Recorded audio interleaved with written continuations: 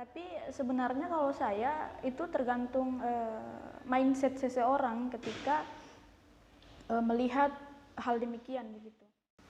Ya, kekerasan seksual itu sederhananya ketika kita mengajak seseorang untuk berhubungan baik itu secara fisik maupun non fisik, kemudian tidak diindahkan lalu dipaksa, maka itu bisa dibilang sebagai kekerasan seksual. Kalaupun definisinya dalam rancangan undang-undang penghapusan kekerasan seksual misalnya, kekerasan seksual adalah setiap perbuatan merendahkan, menghina, menyerang dan atau perbuatan lainnya terhadap tubuh hasrat seksual seseorang dan atau fungsi reproduksi secara paksa.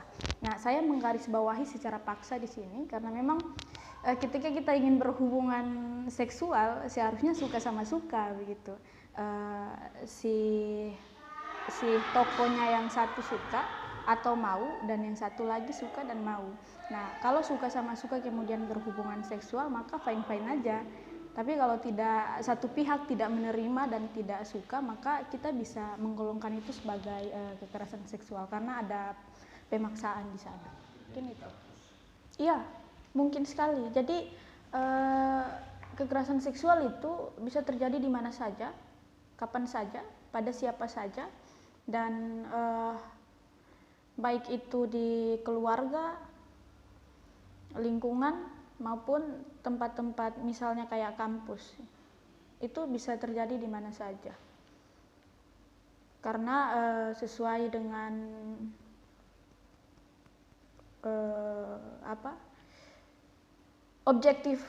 kondisi objektifnya memang banyak sekali kasus kekerasan seksual itu terjadi di baik itu ranah privat maupun ranah publik, dan rentan korbannya itu perempuan, terutama di kampus itu banyak sekali.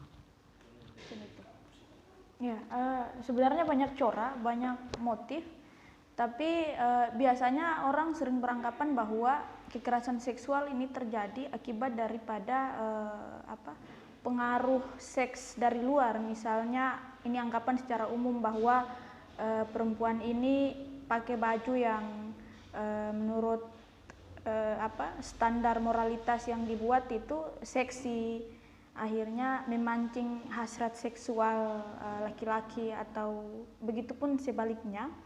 Tapi sebenarnya kalau saya itu tergantung mindset seseorang ketika melihat hal demikian begitu. Misalnya hari ini saya sama teman saya misalnya di ruangan yang hanya kita berdua, ruang tertutup, bisa jadi dan saya tidak menggunakan jilbab dan terbuka, tapi kalau selama itu tidak ada pikiran-pikiran untuk melakukan hal-hal demikian ya tidak akan terjadi.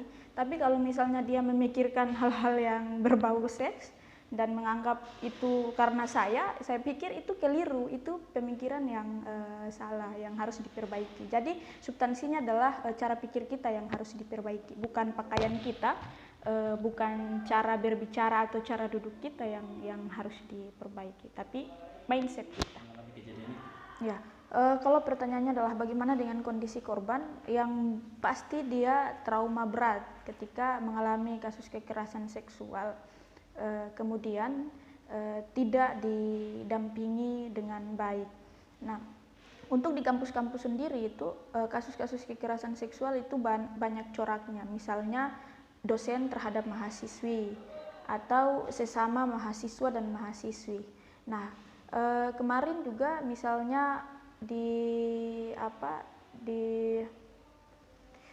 mana kemarin saya lupa, itu seorang ustadz yang tampilannya bahwa menurut kita dia paling wow lah, paling islami sekali, paling beriman sekali, tapi nyatanya ternyata dia adalah predator kampus yang diistilahkan oleh teman-teman feminis.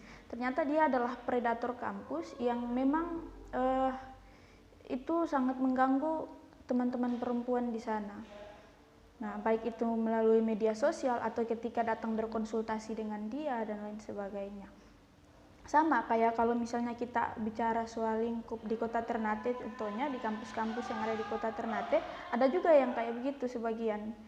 soal apa. Nah, kalau misalnya pertanyaan adalah korban, tentu korban terpukul secara psikologis maupun fisik. Misalnya kalau fisik dia mengalami kekerasan seksual, misal contohnya adalah pemerkosaan, maka dia yang hamil, dia sudah yang melahirkan, dia yang akan mengurus anak, ataupun kalau misalnya dia tidak siap hamil, maka dia akan aborsi, yang itu akan mengganggu kesehatan dia. Nah, kalau secara fisik tentu mental dia terganggu karena dia belum siap mengalami itu, dan dia dipaksa, kemudian dia diperhadapkan dengan sanksi sosial oleh masyarakat, katanya hamil di luar nikah atau lain sebagainya. Itu singkatnya. Terima kasih. Baik. Nah, itu mungkin dari 4 pertanyaan yang Iya. Sebelum menutup diskusi kita pada malam hari ini mungkin pertanyaan terakhir supaya bisa melengkapi pertanyaan. Oke. Karena memang pertanyaan keempatnya soal bagaimana kondisi korban pasca mengalami kekerasan seksual. Oke. Nah, saya juga ingin bertanya, sejauh ini Ya. hak-hak untuk melakukan pembelaan terhadap korban, baik di ranah sosial maupun ranah hukum, itu perkembangannya sejauh mana? Iya, untuk kalau misalnya ditanya di ranah hukum, sampai sekarang juga negara belum menyesahkan soal rancangan undang-undang penghapusan kekerasan seksual. RUU penghapusan kekerasan seksual itu memang memfokuskan pendampingan terhadap korban. Karena memang kita sudah punya KUHP, tapi KUHP tidak jeli melihat kondisi korban, makanya RUU PKS itu hadir. Nah, selain itu juga kalau misalnya di kampus kita perlu mendorong peraturan rektor terkait dengan kekerasan seksual yang ada di kampus. Itu penting sekali untuk didorong, sebab banyak sekali kasus-kasus kekerasan seksual yang itu tidak diakomodir oleh lembaga secara baik. Nah, misalnya mahasiswa atau mahasiswa yang menjadi korban kekerasan seksual, kemudian pelakunya adalah kampus, apalagi yang punya jabatan yang strategis. Nah, itu sering disimpan, tidak digubris dan tidak diselesaikan secara hak kemanusiaan yang harusnya itu diselesaikan. Tapi malah karena dia punya jabatan, maka itu disembunyikan kayak begitu. Mungkin itu.